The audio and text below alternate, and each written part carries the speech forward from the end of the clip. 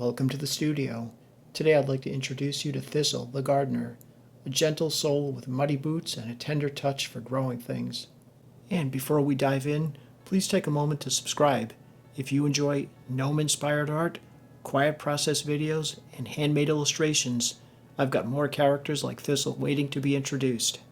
With the graphite pencil sketch already in place, I'm now adding colored pencils. These are Caran Luminance pencils, and they're richly pigmented, beautifully blendable, perfect for building subtle textures like linen, moss, clothing, any textures that you really want, they can do. And the paper is 100% cotton Stonehenge paper.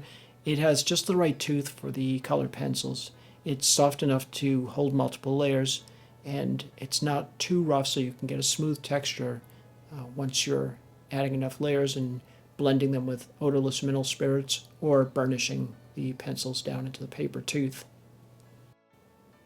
And Thistle's design is loosely based on a gardener from a tucked away forest village, perhaps part elf, part gnome, always kind, and her apron, boots, and leafy hat evolved as the sketch deepened.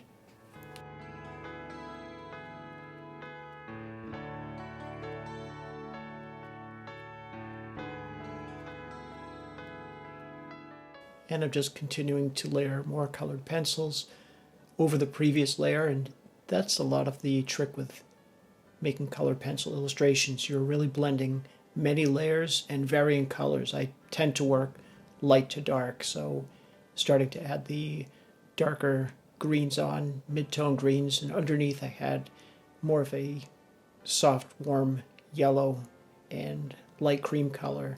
And those will all come through. They'll add more depth to the finished piece.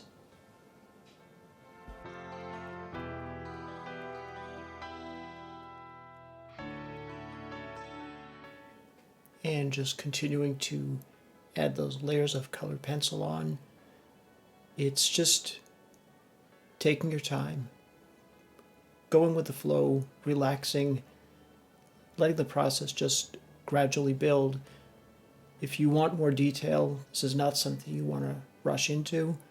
It's not the fastest process, hence the high-speed illustration here. Otherwise, this piece would take several hours in the final actual real time. So for your patience and tolerance, I'm speeding it up and editing some bits out, but this gives you a really good sense of just the amount of time and the amount of detail you need to spend in them. And the more time you put into it, the more detail you want. You just continue slowly building those layers in. Now I'm just adding a bit of a darker green color, and I'll put some browns in too for the underneath part of the hat where the shading will be.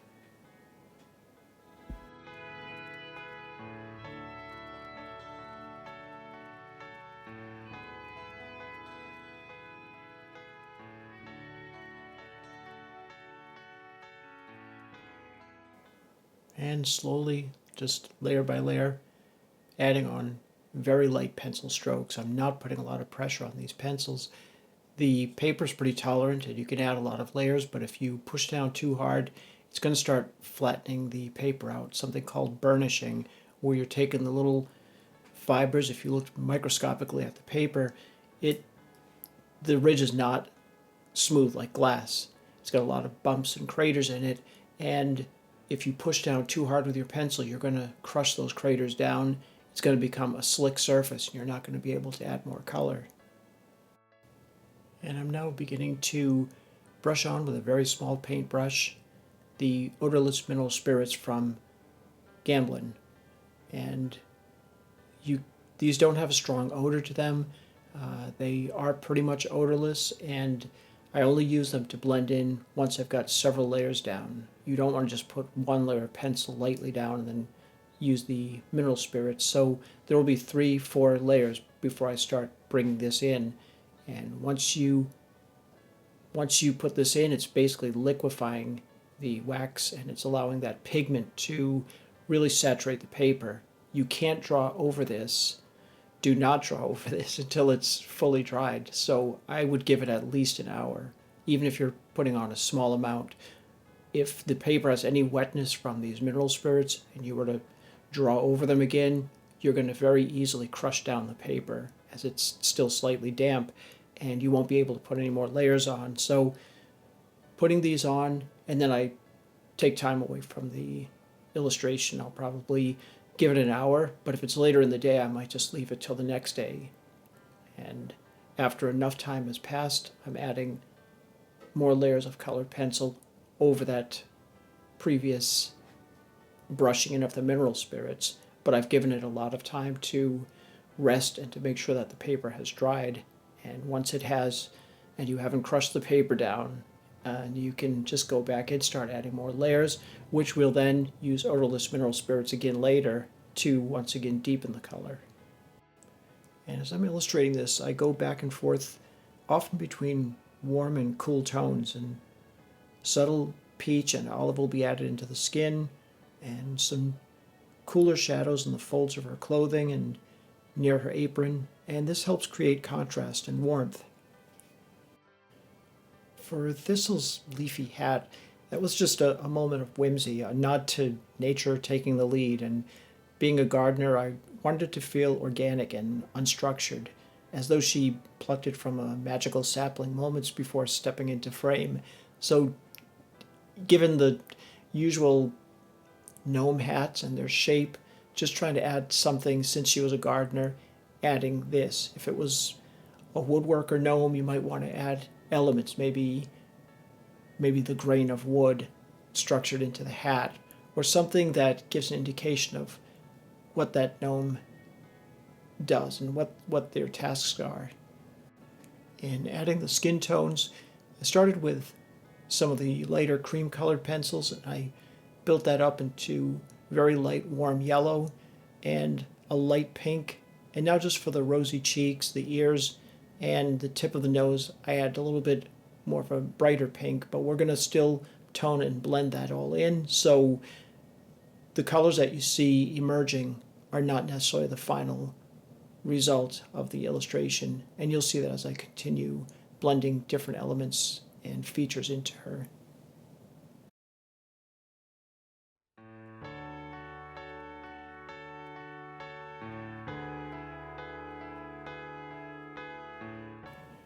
And as I continue working, adding more pencil strokes, getting closer towards the end of this illustration, I go back and I enhance a few key highlights and put the finishing touches on her cheeks, on her apron, the tips of her hair, and I'm careful not to overwork it. Part of the charm is in letting the paper and texture breathe, not going too far with these.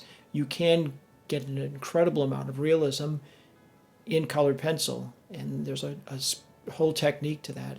If you want it to be a little bit looser, just try not to get to a point where you're overworking the paper. It'll look a little too forced. These are meant to be whimsical, not photorealistic, and these are pretty small. This one is 5x7. The gnomes I've been doing in previous videos that you've seen are 5x7 to this point. I will be doing larger pieces down the road, and that'll let me put a little bit more detail into their facial expressions, their eyes. But in these really small pieces, you want to get the basic elements in and not overwork things in detail that people won't see.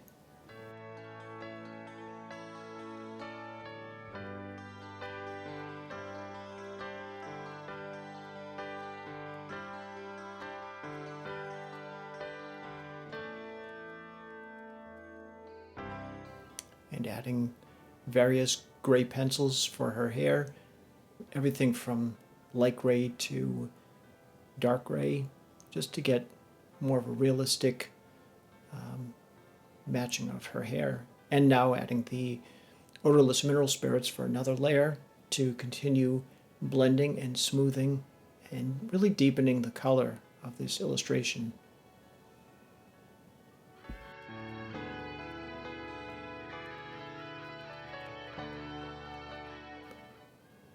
Continuing with those odorless mineral spirits and just being very careful in some of these areas. If you're working in the green, you don't want to bring that up in towards her face. It'll add that green color in. So between going to different areas and different colors, I do wipe off the brush really well, making sure everything from a previous color is no longer in that brush. And now just working on that little watering can. It's a little wooden watering can I ended up coming up with, just thinking that they probably wouldn't have tin.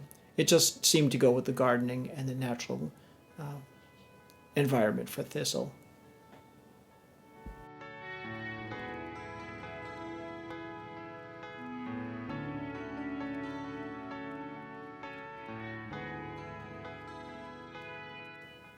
And we're really putting in a lot of these final touches now.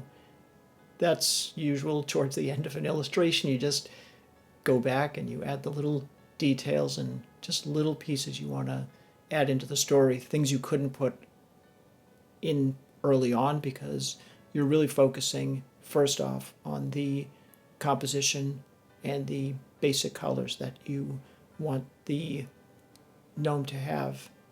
And then you go back and you can add more details, more color, and just little extra touches that the viewer might enjoy.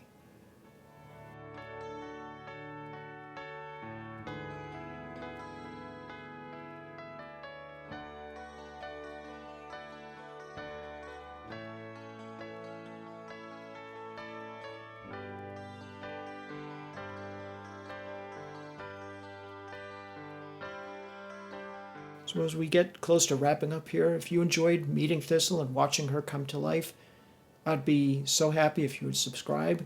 There are many more gnome characters and art tutorials ahead, each with their own story and just their quiet joy. Thanks for watching, and as always, keep creating, keep imagining, and take care.